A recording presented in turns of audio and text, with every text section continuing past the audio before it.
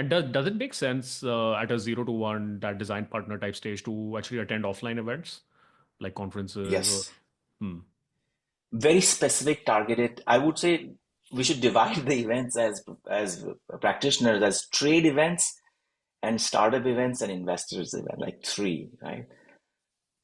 I would ignore 100% of the last two. In fact, I've stopped going to many of these events because, yes, I will build a relationship. Occasionally I'll find an investor. For example, yesterday I was at the Llama Lounge event. I had only two very specific goals. I had like four or five investors whose names that I saw on the Llama Lounge Luma page.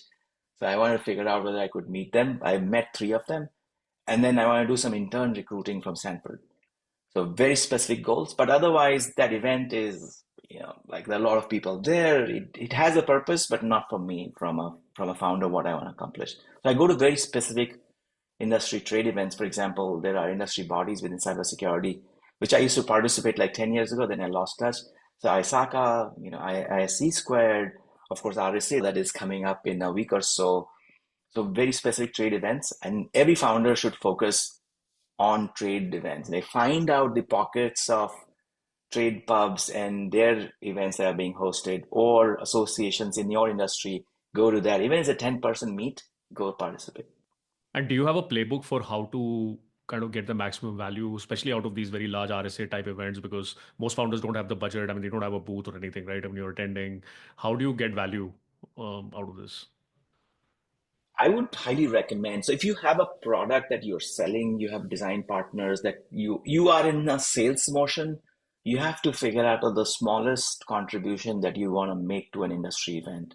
It does two things for you. It rallies your internal troops to figure out a strategy to participate with a larger audience. That's one.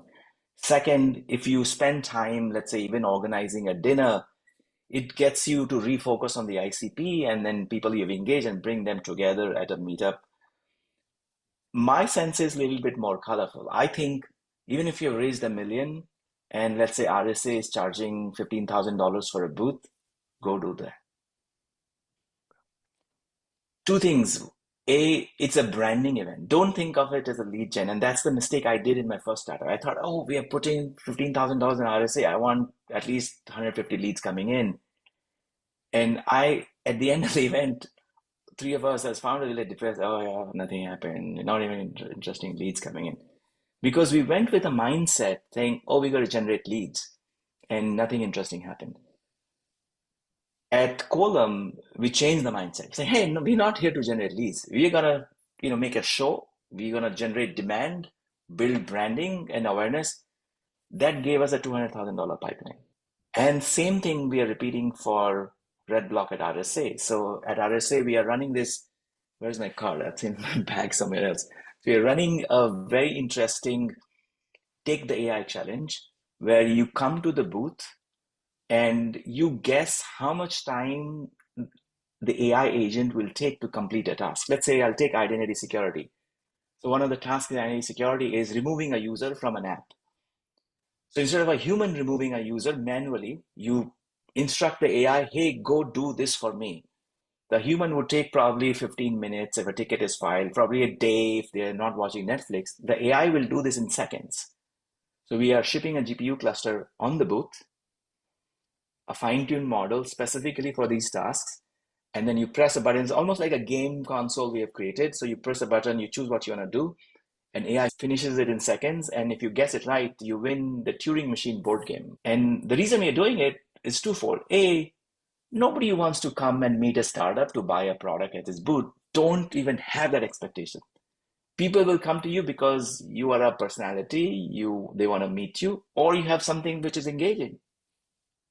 That is such an important reframing. Thank you for sharing that, actually, because this is a very, very common operating discussion, GTM discussion I've had, right? Where people spend so much of this effort, come down around SaaSter, and literally go back dejected. And I think a lot of it is just expectation setting and what you are willing to get out of it, right? Leads is the wrongest expectation setting for industry events such as RSA for the size of it, or for any event of that size. The buyers are not coming to your booth. The buyers are in keynote sessions, the buyers are in very specific industry specific talks. They're not at your booth. In fact, that is I'll share my own experience even as an investor. When I actually go to an event without the pressure of, oh, I need to meet so many kind of founders and this and that, and I'm just there to kind of enjoy myself, just have a few good conversations, I've actually had the most value created where you're actually having fun with people without an agenda. So I'm guessing there's a little bit of that human dynamic at play as well, where somebody you are kind of, if you don't have that pressure of generating leads, everyone is at ease, everyone is more comfortable, you're actually making it fun. And you'll probably be remembered more, and there is a higher probability of the right people then either, kind of following up or giving you intros or talking about you through word of mouth. Yeah, and unfortunately, the reason the leads come into picture because there's so much focus on CPL or lead gen. If I'm spending $10,000, my cost per lead generally is, let's say, $100. I expect at least 100 being generated from this event or 1,000 being generated from this event. If the cost per lead is 100, I think that's the challenge. We quantify an event as a lead gen event, and that's where you come depressing. Nothing happened. I didn't even generate enough leads. No pipeline is being built, and everybody's unhappy about that. And Indus, I don't know if you have noticed this, but I feel this is a nuanced difference between the Valley founders and people kind of who have been here for a while. And I see that the difference with cross-border founders, because as an India-based founder, there's a lot of pressure. You're literally doing back of the envelope math when you're coming here for an event and you're spending this much and the room costs this much, the Uber costs this much. And also, there is a general predisposition to being very quantitative in the way you are building the company out in the early days. Whereas here, I see there is of course, there is all the numbers and everything and the focus, but there is also a lot of focus on the narrative, the brand, the community, how you are being positioned, even personally, the founders, the CEO, and the company. And I think there seems to be a little bit of a more, and maybe there's a more recognition that these things do play a role in building generational companies. 100%. Let's take a very recent example. So Wiz getting acquired for 30, $35 billion. We all know the number. I'll ask you this question. Guess what is the guesstimate of the dollar amount Google paid for Wiz, the brand? Just pick a number. 20%? Try more. Can't be more than half, for sure. $10 billion were perceived brand value for Wiz in the $32 billion deal.